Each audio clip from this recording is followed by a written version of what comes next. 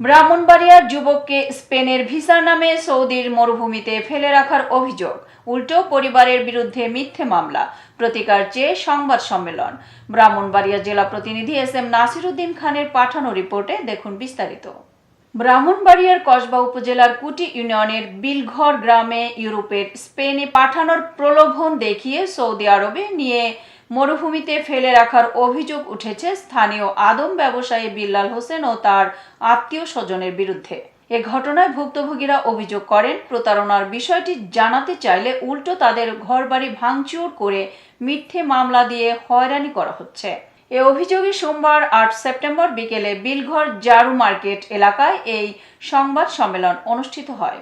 সংবাদ সম্মেলনে লিখিত বক্তব্য পাঠ করেন গ্রামের বাসিন্দা আয়ুব সরকার। আয়ুব সরকার অভিযোগ করেন, গত বছরের আগস্ট মাসে একই গ্রামের জামাল মিয়ার ছেলে তারেক মিয়াকে ইউরোপে পাঠানোর জন্য বিলাল হোসেনের কাছে ২৭ লাখ টাকা দেয়া হয়। প্রথমে ভুয়া ভিসা দিয়ে ইউরোপের স্পেনে পাঠানোর চেষ্টা করা হলেও ঢাকার শাহজালাল আন্তর্জাতিক বিমানবন্দর থেকে ফিরে আসে। পরে বিল্লাল জানায়, সরকার পরিবর্তনের কারণে সমস্যায় পড়েছে। এরপর ইউরোপে পাঠানোর অজুহাতে তারেককে সৌদি আরবে নিয়ে যাওয়া হয়। দীর্ঘদিন কোনো খোঁজখবর না পাওয়ার পর জানা যায় তাকে সৌদির মরুভূমিতে ফেলে রাখা হয়েছে। বিষয়টি জানতে চাইলে ক্ষিপ্ত হয়ে জামাল মিয়া, আয়ুব সরকার সহ একাধিক পরিবারের বিরুদ্ধে ভাঙচুর ও চাঁদাবাজি সহ নানা অভিযোগে একাধিক মিথ্যে মামলা দায়ের করা হয়। সংবাদ সম্মেলনে আয়ুব সরকার আরও বলেন, তিনি বিল্লাল হোসেনের কাছ থেকে একটি জমি ক্রয় করেছিলেন, কিন্তু নির্ধারিত সময়ে জমির রেজিস্ট্রি না করে উল্টো তার কাছ থেকে সাক্ষ্য না পাওয়ায় ওই জমি দখল রাখতে মিথ্যে মামলায় ফাঁসানো হয়েছে। সংবাদ সম্মেলনে সাবেক ইউপি সদস্য মোহাম্মদ রফিকুল ইসলাম ভূঁইয়া, মোহাম্মদ কবির হোসেন, আবু জামাল, হুমায়ুন কবির, মজিবুর রহমান, জাকির সহ কয়েক শতাধিক এলাকাবাসী উপস্থিত ছিলেন। তারা অভিযোগ করেন, আব্দুল মান্নান ও তার ভাইয়েরা নিজেরাই নিজেদের ঘরবাড়ি ভেঙে সাজানো মামলা করছে। প্রকৃত ভুক্তভোগীদের হয়রানি না করে সঠিক তদন্তের মাধ্যমে দোষীদের বিরুদ্ধে আইনানুগ ব্যবস্থা গ্রহণের দাবি জানান। এ সময় বক্তারা আরও বলেন, সাধারণ মানুষকে ভয়ভীতি দেখিয়ে প্রতারণা ও মানব পাচারের মতো অপরাধ করে তারা পার পেয়ে যাচ্ছে। তাই সরকারের সংশ্লিষ্ট কর্তৃপক্ষকে দ্রুত তদন্ত করে অভিযুক্তদের আইনের আওতায় আনার আহ্বান জানান তারা।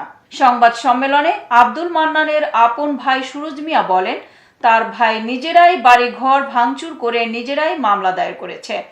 সংবাদ সম্মেলন শেষে এলাকাবাসী বিলঘর জারু মার্কেট থেকে একটি বিক্ষোভ মিছিল বের করে। মিছিলটি বিভিন্ন সড়ক প্রদক্ষিণ করে পুনরায় মার্কেটে এসে শেষ হয়।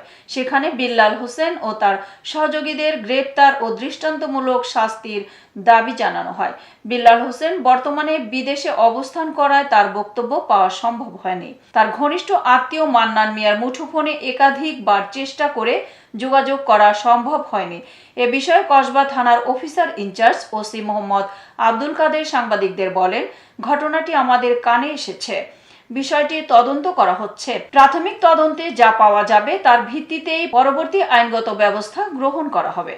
আমাদের গ্রামের আবু জামালের ছেলে মোহাম্মদ তারেক মিয়াকে স্পেনে পাঠানোর কথা বলে বিল্লাল হোসেন ২৭ লক্ষ টাকা গ্রহণ করে, কিন্তু পরবর্তীতে ভুয়া ভিসা দিয়ে তাকে কোথায় নিয়ে গেছে আজও কোনো হদিস পাওয়া যায়নি। বিষয়টি সম্পর্কে জাহানারা বেগমের কাছে জানতে চাইলে জাহানারা বেগম ক্ষিপ্ত হয়ে আবু জামালকে অকথ্য ভাষায় গালমন্দ করে ৪টা মামলা করছে, এই পর্যন্ত আমরা জানি না।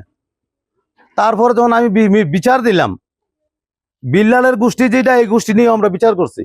কবির মেম্বার সাহেবের ও রফিক মেম্বার সাহেব তাদের কাছে আমরা বিচার দিছি।